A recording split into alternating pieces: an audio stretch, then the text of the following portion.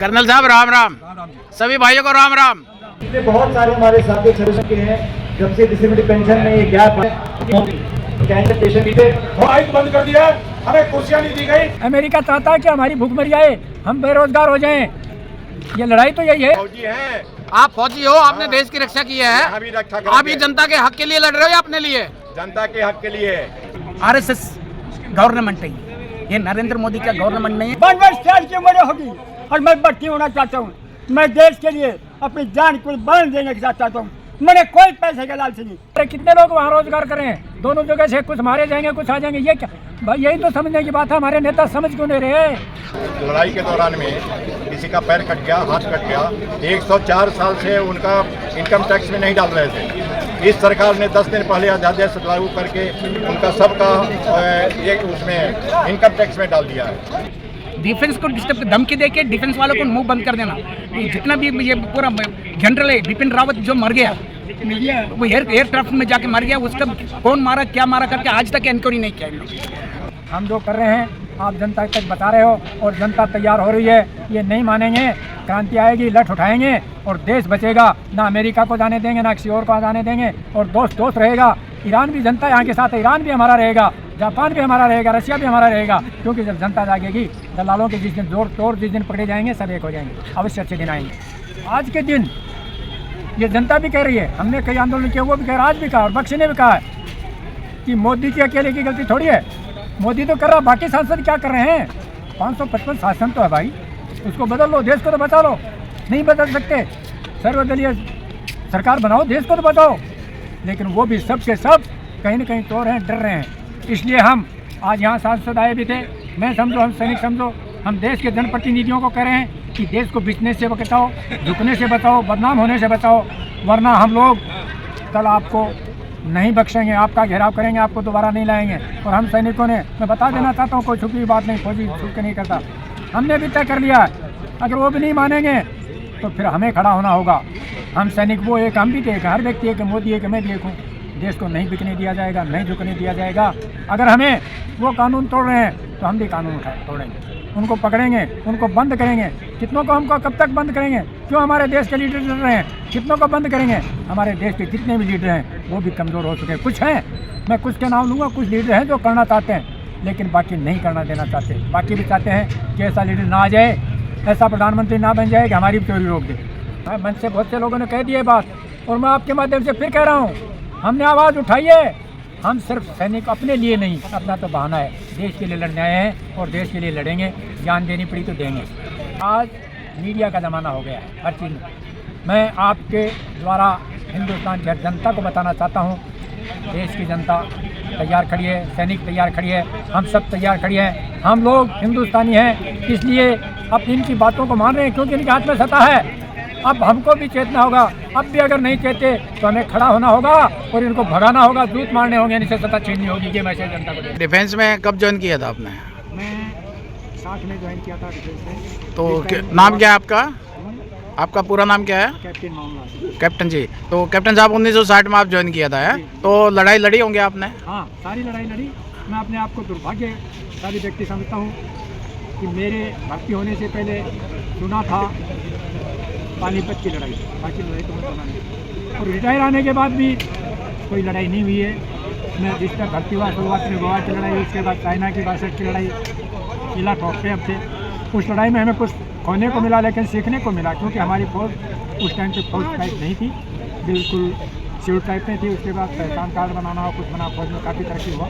उसके बाद 65 की लड़ाई में लाल बहादुर शास्त्री की अगुवाई में बहुत शानदार जीत हमने हासिल की। तो अलग बात है, शास्त्री जी की डेथ का कारण यही रहा। शास्त्री जी ने खुद लिखा था कि जो ज़मीन हमने खून सींच के ली थी वो एक कलम से लिख करके वापस देना पड़ा मुझे। दुख हो रहा उसका। यहीं मैं उस टाइम दिल्ली में था जब डेथ बॉडी आई थी। अटल जी ने कहा भी था कि देश की आज गोद खाली है, कोख खाली नहीं हुई है। और हमारा देश उस टाइम एक बहुत अच्छी तरक्की में था। उसके बाद 71 की लड़ाई में निश्चित तौर पर हमारी सरकार थी या सेना थी, बड़ी प्लानिंग से, बहुत तैयारी से और जिस तरह से लड़ाई लड़ी बिना किसी नुकसान के, एक देश को जो हमारे लिए बीमारी बना हुआ था, आर पार से इधर से उधर घात जाते थे हमारे ऊपर से, उसको स्वतंत्र बना दिया। उसने हमको बहुत शानदार सफलता मिली और एक वाक्य में काबिल तारीफ थी। आप किस लिए इकट्ठे हुए थे आज लोग? आज सैनिकों का पर्व था। सैनिक AICC कांग्रेस का जो चीफ सैनिक रिपोर्ट का श्री सरोज चौधरी, उनकी अगुवाई में सैनिकों की समस्याओं को लेकर के आंदोलन हुआ। आपकी क्या मुख्य मांगे थी? देखिए, फिलहाल एक्चुअली मांगे जो थी वो तो बहुत कुछ थी, लेकिन मैं थोड़ा स्पष्ट कह देना चाहता हूँ कि आज हर जगह राजनीति चलती है और राजनीति ही चल रही। आर्मी के अंदर भी जिस तरह से शिविर में नीचे यहाँ भी आर्मी में भी होता है, जवान और अफसर अलग अलग होते हैं। सरकार का बड़ा सोचा समझा प्लानिंग था कि मेडिकल के ऊपर, कैजुअलिटी के ऊपर जो डिसेबिलिटी मिलती है उसके ऊपर टैक्स लगा दो। उससे ज़्यादा करके 90% अफसर प्रभावित होते हैं और 10% जैसे लोन उस मुद्दे को छेड़ करके उधर के कुछ लोग इधर आ करके किस मुद्दे को छाल दो ताकि अफसर नाराज़ हो रहे हैं, लागू करेंगे। मैं बता देता हूँ आज को, ये टैक्स नहीं लगाएंगे, वापस लेंगे, ताकि जितने अफसर BJP में थे, मोदी के साथ थे, वो वापस चले जाएंगे। ये भी एक सरकार की सोची समझी चाल थी, जिसके अंदर वैसे मुद्दे जो होने चाहिए थे, अग्निवीर वाला सही है, कोई पार्टी का मुद्दा नहीं है, होना चाहिए। अग्निवीर गलत लागू किया और नहीं होना चाहिए। पेंशन की समानता की होना चाहिए। पेंशन का सवाल है, समान पेंशन मिलनी चाहिए, चाहे MLA हो, MP हो, सैनिक हो, दूसरा हो, कोई हो, उसमें भेदभाव नहीं होना चाहिए, ज़्यादा होने से नहीं करना चाहिए। वो बिल्कुल जायज़ पॉइंट था। 18 महीने का पीछे का बकाया एरियर, जो कई दफ़े कोर्ट से भी फैसला हो चुका है कि सैनिकों को मिलना चाहिए। एक बार सरकार ने जवाब दिया, अभी पोजीशन टाइट है, दोबारा सरकार सोच रही है, तीसरी बार नहीं, वो मुद्दे उठने चाहिए। लेकिन जानबूझ करके ये मुद्दा उठवाया गया ताकि इससे वो लोग वापस फिर जुड़ जाएँ। और ये तय बात बोल रहा हूँ मैं आपसे, ये जो इनकम टैक्स लगाया नहीं लगाएंगे ताकि ये लोग वहाँ वापस चले जाएंगे। बहुत बड़ी इसके अंदर आज के अंदर इसके अंदर जो सरकार को लाभ लेके जाएगी, मेरा अपना सोच है। जिस तरह से लोग भी आए या बोले, जितने अलग अलग संगठन थे हमारे फौजियों के, आज सारे इकट्ठे क्यों बैठे थे, अलग अलग पार्टियों में बैठे हुए थे। लीग का वाइस चेयरमैन बैठा था, अपने सतबीर सिंह साहब बैठे थे, कांग्रेस के अध्यक्ष बैठे थे, सारे क्योंकि सवाल ज़्यादा तो उठाता मुद्दा था। एक नंबर का मुद्दा वो अफसर से ही फिट करता था, चाहे वो ECS है, medical health scheme, health medical scheme है, वो जवानों के पैसे करते हैं, उस पैसे से देते हैं, कुछ गवर्नमेंट देती है, लेकिन उसमें सबसे ज़्यादा हेराफेरी हो रही है। हेराफेरी होने का कारण पूरी कमांड वो भी अफसर्स के हवाले है, और वो बिलों में और सिविल डॉक्टरों से मिल के कंटेक्ट करके एक बड़ा धोखा हो रहा है। और वो आवाज़ इसलिए उठाया गया कि ऊपर से उनके बिल रोके गए, बिल सही रोके गए। एक जवान एडमिट होता है, 500 रुपये का प्रॉफिट लेता है, 500 रुपये का लाभ लेता है, बिल बन जाता है 1 लाख का, लेकिन वो जब बिल पास होता है तो वहाँ भी घूस चलती है, इसलिए वो बिल होना जो था उन्हीं का था। निश्चित तौर पे भ्रष्टाचार है ECS में, भ्रष्टाचार है आर्मी के पे के बारे में, और इसके लिए सारे सब जिम्मेदार हैं लड़ा करके करने का। बाकी हमारा मुद्दा यही था कि सैनिकों के साथ राजनीति ना की जाए, सैनिक के साथ भेदभाव ना हो जाए, सैनिक को अलग से ना देखें। सैनिक किसी का नहीं होता है, सैनिक देश के लिए होता है। और हम तो आज भी ये कहना चाहते हैं, देश हमारा है, राष्ट्रीय झंडा रहेगा, हम रहे ना रहें, देश आज़ाद रहेगा, देश को नहीं बिकने दिया जाएगा। ये बात बख्शी ने भी बता दिया, जनरल ने, जो मोदी जी का खास भगत था, क्योंकि जहाँ सवाल सीमा का और सेना का आता है उसमें राजनीति होती है तो बर्बाद नहीं करेंगे। पूर्व जनरल बख्शी और उसने निकल ने बता दिया है कि हम इसको सहन नहीं करेंगे। तो अंदर ही अंदर जो लोग आए थे, सभा के लोगों से बातें सीखी थी, उससे लग रहा है कि जो आज की देश में हालत है, हमें सैनिकों को अपने आप से ज़्यादा देश के ऊपर दुख हो रहा है। हम नहीं बिक रहे हैं, देश बिक रहा है, देश को बिकने तो नहीं दिया जाएगा। आज सांसद जाए, हम आपके माध्यम से देश के सांसदों को भी कहना चाहते हैं कि वो देश के बाद पहले सोचें, पार्टी के बाद में। जरूरत पड़ती है तो सर्वदलीय पार्टी बनाएं, सर्वदलीय सरकार बना सकते हैं। फिलहाल हो सकता है प्रधानमंत्री किसी दबाव में या कोई चीज़ में आ गया हो, तो कोई जरूरी नहीं है वो रहे। जिस तरह का भय का वातावरण बना रखा है, इस भय से वो आपको मीडिया वाले को दबा सकते हैं, कानून व्यवस्था को दबा सकते हैं, पुलिस को दबा सकते हैं, नेताओं को दबा सकते हैं, लेकिन रिटायर्ड सैनिकों को नहीं दबा सकते, किसान को नहीं दबा सकते, गांव के आम आदमी को नहीं दबा सकते। निश्चित तौर पर रिजल्ट आएगा। जो कुछ आज हो रहा है, राजनीति पूर्ण से व्यापार बन गई है, लुटेरों की बन गई है। जनता को विकास के नाम पे लूटा जा रहा है, धरनों के नाम से लूटा जा रहा है, धरना प्रदर्शन करवाए जा रहे हैं, और उसमें लोग लड़के अलग अलग हो जाते हैं, तो सरकार उसका फायदा उठा जाती है। आजकल का माहौल है, उसके बारे में आप क्या कहना चाहोगे? आज का जो माहौल है, जैसे ईरान की बात होगी और आपका जो इसकी लड़ाई चल रही है ना ईरान की आजकल, तो उसके बारे में, हाँ जी, इजराइल, इसके अंदर अमेरिका और चाइना दोनों ही बड़ी चालाकी से हिंदुस्तान के साथ खेल खेल रहे हैं। आपको पता है चाइना हमारे से बाद में आज़ाद हुआ था और आज हमसे आगे निकल गया। जो उसकी नीतियाँ हैं, प्रोडक्शन है, वो पैदा कर। अमेरिका व्यापारी आदमी है, व्यापार करता है और व्यापार करके हमको चलाना चाहता है। अमेरिका तो इधर क्या किया, उसने लड़ा दिया कि हिंदुस्तान को लड़ा दो, पुरानी दुश्मनी ले लूँ, क्योंकि उसका 7वां बेड़ा को वापस भेजा था। 2 बार उसको ललकारा था, अटल बिहारी वाजपेयी ने ललकारा, मनमोहन सिंह ने ललकारा और इंदिरा ने ललकारा था। वो तो बदला लेना चाहता था। और सच्चाई तो ये है कि उसने लड़ाई करने के लिए आज हमारे दोनों तरफ हमको मार रहा है। हमारे हिंदुस्तान की जनता इराक में भी आज सर्विस कर रहे हैं, ईरान में भी सर्विस कर रहे हैं, दोनों परेशान हो रहे हैं, दोनों के परवाले वहाँ से ले रहे हैं, दोनों तरफ हमारा वहाँ नुकसान हो रहा है। ईरान से हमारा सबसे बड़ा जो तेल का समझौता था वो टूट गए, ताकि हमको तेल अमेरिका से लेना पड़े, महंगा लेना पड़े। अमेरिका हर साल में कामयाब हो रहा है, हिंदुस्तान को इसमें बहुत बड़ा नुकसान है। उधर चाइना भी चाहता, चाइना ने ईरान के साथ एकदम दोस्ती कर ली, क्योंकि उसको पता दोस्त है वो आने वाले साथ वो हमको नुकसान करेगा। चाइना भी अंदर ये चाहता है किस तरह से मैं इधर हिंदुस्तान पे कब्जा करूं, और वो व्यापार कर रहा है देश के साथ। हमारी विदेश नीति पूर्णतः से आज के दिन फेल हो रही है, और इसका मैं नहीं, हमारे आर्मी के एक तो chief of the army commander Malik जिसने क्लियर कर दिया, एक बख्शी जो मोदी जी का भगत हुआ करता था उसने भी क्लियर कर दिया कि आज विदेश नीति जो है हमारे को बहुत ज़्यादा घाटे में ले जा रही है। ये ठीक नहीं है। कुल मिला के जो कुछ हो रहा है, लड़ाई वहाँ हो रहा है, नुकसान हिंदुस्तान को भोगना पड़ेगा उसका। मोदी के बातों में आने वाले हम ही लोग हैं। 15 सितंबर 13 को चुनाव से पहले रेवाड़ी में एक महासैनिक रैली की गई थी। मोदी जी आए थे, हम लोग आए थे, जनरल कादियान आया था, chief of the army staff वो आया था। उन्होंने जितनी बड़ी जैसी भाषाएं बोली, हमको ऐसे लगा कि वाकई में ये आदमी कुछ करेगा। जिसने मोदी ने कहा, हमको ऐसा लगा कि मोदी कुछ करेगा, शायद देश को कुछ बनाएगा। जितनी बातें बोली, ये कर दूंगा मैं, एक के बदले 10 सर काट के लाऊंगा, इतना कर दूंगा। आज कमी सेना में नहीं है, सीमा में नहीं है, दिल्ली के अंदर है। लेकिन वो तो उल्टा हो गया सब कुछ। मोदी जी ने जितने वायदे किए टोटली उल्टे गए। आज सबसे बड़ी, आप तब से लेकर आज तक देख लो, मोदी ने जो भी कुछ बोला वो सब उल्टा हुआ।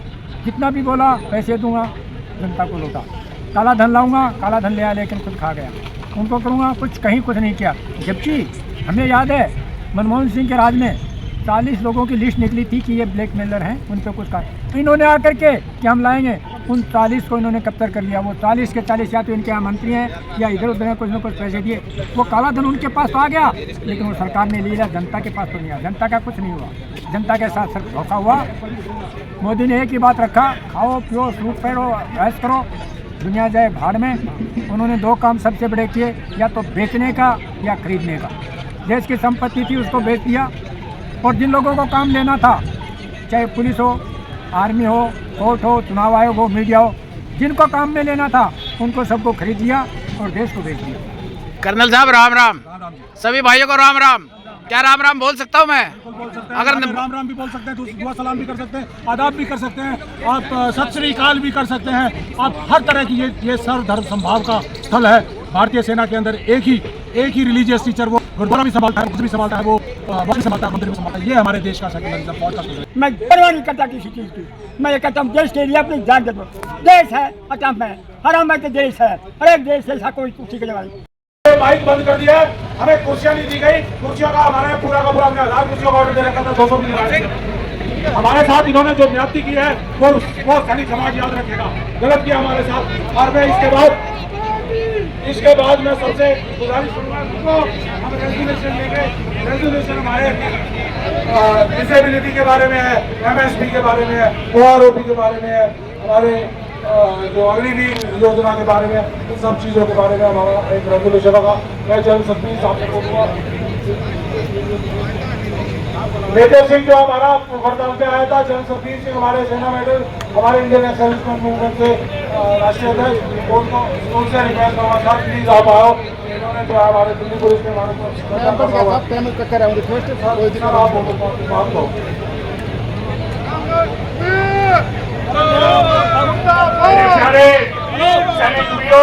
और बाकी जो आज आए हुए सारे मेरे साथी, आप सबको नमस्कार।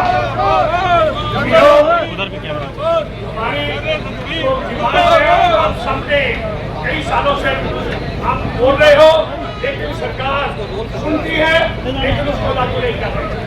मैं सिर्फ जो कुछ पॉइंट्स हैं जो बहुत जरूरी हैं वही अभी बोलूंगा। वैसे तो पॉइंट्स हमने सारे एक मेमोरेंडम का प्रधानमंत्री जी को भेज दिया अभी, और जो MP उनको भी दे दिया है ताकि वो पार्लियामेंट में अभी जो सेशन चल रहा है उसमें वो सारे पॉइंट सबसे पहले तो ये है जो सबने बोला कि डिस्ट्रिक्ट की जो अभी इंटरव्यू है सचिन पायलट जी, सचिन पायलट, सचिन पायलट, सचिन पायलट।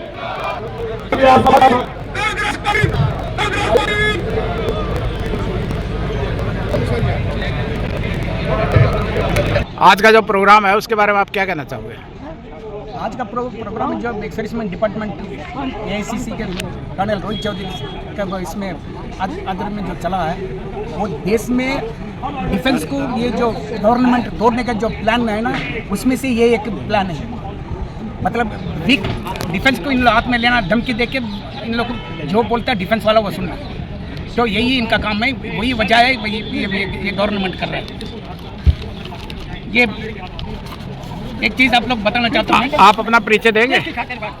परिचय में P Rajendran, Telangana state exservicemen department chairman, Telangana state का एक्सर्विसमेंट डिपार्टमेंट चेयरमैन में 71 वार मंडिस्ट में। सो आज रोहित चौधरी साहब ने इधर बुलाया, इसलिए इधर आए साहब का, जिसमें साहब जो मेहनत करके ये एक्सर्विसमेंट डिपार्टमेंट के लिए जो कुछ कर रहा है राहुल गांधी का द्वारा है, तो मैं भी उनके साथ रहना करके इसलिए मैं जान दिखाया मैं ये जो बहुत ज़रूरी काम है। तो इन खास करके ये जो ये RSS गवर्नमेंट है, ये नरेंद्र मोदी का गवर्नमेंट नहीं है। RSS मतलब इन लोग आज ने 50 साल पहले से इन लोग क्या, इन लोग देश को हाथ में लेना बोलने से इनको कोई विश्वास नहीं करता। इन लोग मतलब इंडिपेंडेंस में कोई भाग नहीं लिया, इन लोग महात्मा गांधी के साथ नहीं रहा, महात्मा गांधी को मर्डर किया, ऐसे एक ऑर्गेनाइजेशन, इसलिए इन लोग को कोई हिंदुस्तान नहीं मानता है करके इन लोग किसी भी हालत में अंदर घुसना करके उसके लिए नरेंद्र मोदी के दूध पिला के तगड़ा करके उसको CM बनाया गुजरात में, उधर दंगा कराया, उसको दंगा करा के सक्सेस होने के बाद बीच में सेंटर में लेकर आके उसको प्राइम मिनिस्टर बनाया। उसको ना पढ़ना आता ना लिखना आता, कोई ना प्रेस कॉन्फ्रेंस करता। आज अगर मेरे सामने आप जब पूछ रहे हैं, अगर उससे जाकर पूछने से आपसे बोल नहीं सकता वो कौन है क्या है करके। मैं बोल रहा ना, मैं 1969-70 में HSC पास किया हूँ मैं। बहुत सारे हमारे साथी सर्विस के हैं, जब से डिसेबिलिटी पेंशन में ये गैप है, कैंसर पेशेंट भी थे, बहुत से साथी जो उसको नहीं करता है, उसकी नहीं रुकावट है, उनको ध्यान से सामने पड़े। और छोटी बहुत सारी चीजें हैं जो सरकार को अंजाम देकर भारत के उन शूरी और नौजवान साथी जो दशकों तक सेवा है, राज डाल चुके हैं, उनका नाम और ये पता है कि सरकार की मदद उनकी करे। धन्यवाद मैं चाहता हूँ साहब का, आपने सबको यहाँ बुलाया। में पार्लियामेंट के में हम लोग भी कोशिश करेंगे कि पार्टी के माध्यम से हमारे सभी जो हम बात को रखें। राम राम। राम राम। क्या नाम है आपका? बिशंबर। आप क्या कहना चाहोगे, आज क्यों इकट्ठे हुए यहाँ पे जंतर मंतर में? मैं जंतर मंतर पे इसलिए आता हूँ, हमारी वन रैंक पेंशन के लिए गो एक्शन मना जाएगा, 62 का मना जाएगा, 65 का मना जाएगा, 71 का मना जाएगा, फिर क्या लगे बड़ा भाई। अभी अभी क्या उम्र है आपकी? उम्र क्या आपकी? 20 रुपये तनख्वाह से मैं भर्ती हुआ 7 में, और आज मैंने 210 रुपये से रिटायर हुआ 15-16 साल में। एक जनरल 5000 रुपये, देखा हमारा ये सदवी साहब ऐसे ले, अरे जनरल 10,000 रुपये ले, 10 लाख रुपये ले, अरे नेता 50 लाख रुपये ले, अरे मन के बदले हमारा 10,000 या 15,000 में जेल से हो जाएगा सफाई का। जो सर सफाई देश की बर्फ में खड़ा, ठंड हो गर्मी हो, मजा लागेगा पानी के ऊपर। अपने बच्चे को, अपने माँ बाप को छोड़ कर और देश के लिए जान हमने के लिए त्याग बैठा। पहला नंबर हमारे सदवी साहब का जनरल में, जनरल अपने बच्चों को एक जनरल के घर पर कोठी बैठे, 20 जवान बैठे। क्या उम्र है आपकी? 20 जवान बैठे, बगीचे लड़ा जा। आपकी एज क्या है? आपकी एज क्या है? उम्र क्या है आपकी? मेरी उम्र 92 साल हो गया। कहाँ के रहने वाले हो? कहाँ के रहने वाले हो? मैं पानीपत का रहने वाला हूँ। हाँ, तो अब आप चलते चलते क्या मैसेज देना चाहोगे, क्या कहना चाहोगे आप? मैं ये कह रहा हूँ भाई, देश के लिए एक हो जाओ, ਉਹਦੇ ਸਰਕਾਰ ਦੇ ਨਾਲ ਬਾਅਦ ਇੱਕ ਬਨ ਪਿਛੜ MSP ਦੀ ਸਵੈਕਟੀ ਪਿਛੜ PCH ਦੇ ਵਿੱਚ ਕਟੌਤੀ ਕਰਨਾ ਇਹ ਸਾਡੇ ਲਈ ਇੱਕ ਖਤਰੇ ਦਾ ਘਟਾ ਹੈ। ਕਹਿੰਦੇ ਸਾਥੀਓ ਉਹ ਬੰਦ ਰੈਂਕ ਬੰਦ ਪਿਛੜ ਜਿਹੜਾ ਹੈ ਸਾਡੀ ਮੰਗ ਸੀ ਲੇਕਿਨ ਉਹਦੀ ਮੰਗ ਸੀ ਜੋ ਕਿ ਸਾਡੇ ਜਵਾਨ ਜਿਹੜੇ ਨੇ ਬਹੁਤ 35 ਤੋਂ 36 ਸਾਲ ਦੀ ਉਮਰ ਵਿੱਚ ਨੌਕਰੀ ਕਰਕੇ ਕਰਾ ਜਾਂਦੇ ਸਨ ਤੇ ਉਹਨਾਂ ਦੇ ਬੱਚੇ ਉਦੋਂ ਛੋਟੇ ਹੁੰਦੇ ਸੀਗੇ ਉਹਨਾਂ ਦਾ ਪਾਲਣ ਪੋਸ਼ਣ ਕਰਨ ਵਾਸਤੇ ਉਹਨਾਂ ਦੀ ਐਜੂਕੇਸ਼ਨ ਨੂੰ ਬਰਕਰਾਰ ਰੱਖਣ ਵਾਸਤੇ ਆਰਮੀ ਵੱਲੋਂ ਇਹ ਇੱਕ ਮੁੱਦਾ ਰੱਖਿਆ ਗਿਆ ਸੀਗਾ ਕਿ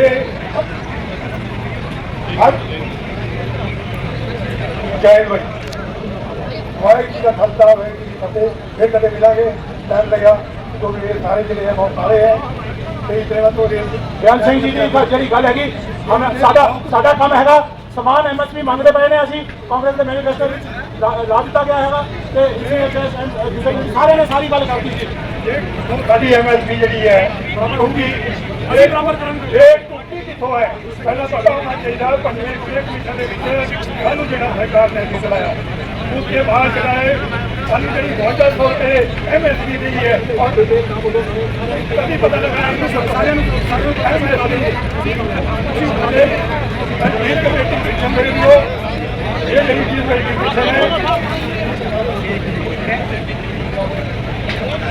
हाँ जी, राम राम, नमस्कार। राम राम राम बोल सकते हैं क्या? कहीं ऐसा नहीं राम राम बोलने में भी बंदे हो? जय श्री राम बोल सकते हैं? तो आज का क्या मुद्दा था, आप बता सकते हैं? आज का मुद्दा ये है कि आज का मुद्दा है जो हमारे लड़ाई के दौरान में किसी का पैर कट गया, हाथ कट गया, 104 साल से उनका इनकम टैक्स में नहीं डाल रहे थे। इस सरकार ने 10 दिन पहले अध्यादेश लागू करके उनका सबका ये उसमें इनकम टैक्स में डाल दिया है। ये काहे का न्याय है? क्या नाम है आपका? दिनेश राय। अगर ये आपकी बात नहीं मानेंगे तो आप क्या करोगे? संघर्ष करेंगे। संघर्ष करते करते भी आप हार जाओगे क्या? नहीं, और फिर भी ये नहीं मानेंगे तो क्या करोगे? फौजी हैं। आप फौजी हो, आपने देश की रक्षा की है, यहाँ भी रक्षा करेंगे। आप ही जनता के हक के लिए लड़ रहे हो या अपने लिए? जनता के हक के लिए। तो ये आवाज आपकी बुलंद रहेगी? बुलंद रहेगी। बुलंद नहीं रहने देंगे तो सरकार को बदलोगे, रखोगे?